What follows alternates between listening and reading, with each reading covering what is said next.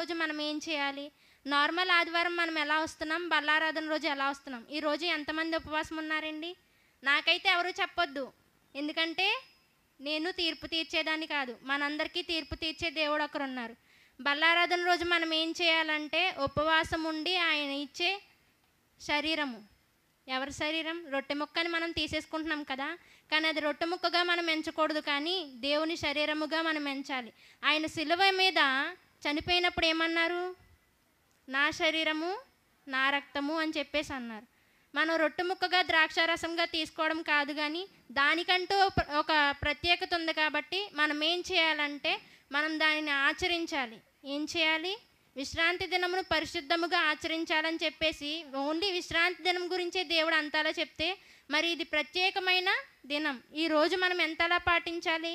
మనం ఏం చేయాలంటే బల్లారాధనకి దేవుడు మనకు కొన్ని నిబంధనలు ఏర్పరిచారు, కాబట్టి మనం చూసుకుందాం. మనం ఫస్ట్గా ఏం చేయాలంటే మనల్ని మనం చూసుకుందాం. 1 కొరింథీ 11:28.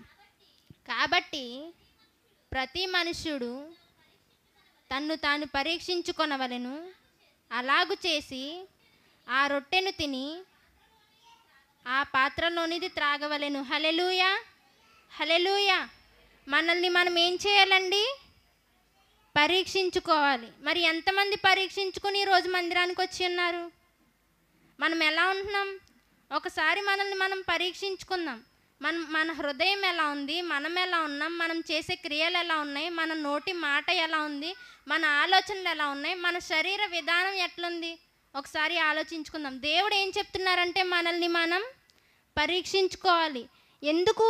ఎన్నాళ్ళు వ్యర్థంగా జీవిస్తాం మనం? ఎన్నాళ్ళు ఒకటే జీవితం జీవిస్తాము? ఎన్నాళ్ళు ఒకటేలా ఉంటాము? ఎన్నాళ్ళు అదే చేసిందే చేస్తాము? మనల్ని మనం పరీక్షించుకుందాం, మారదాం. ఎప్పుడైతే మనం మారి ఆ ద్రాక్షారసం తీసుకున్నామో దేవుడు మనల్ని దీవిస్తాడు.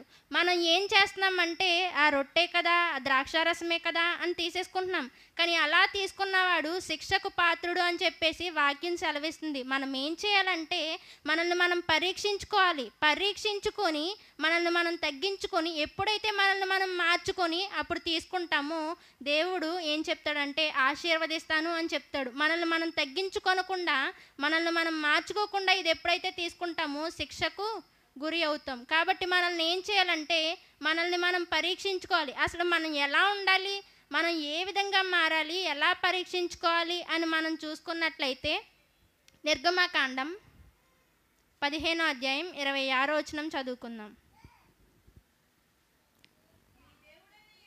నీ దేవుడైన యెహోవా వాక్కును శ్రద్ధగా విని, హల్లెలూయా, హల్లెలూయా. ఫస్ట్గా మనల్ని మనం పరీక్షించుకొని మనం ఏం చేయాలంటే ఆయన మాటను శ్రద్ధగా వినాలి. ఇది 1వ పాయింట్. ఎంతమంది దేవుని మాటను శ్రద్ధగా వింటున్నారు? ఎంతమంది ఆయన వాక్యాన్ని శ్రద్ధగా పాటిస్తున్నారు? విన్నట్టే వింటాం, కానీ దాన్ని గ్రహించం.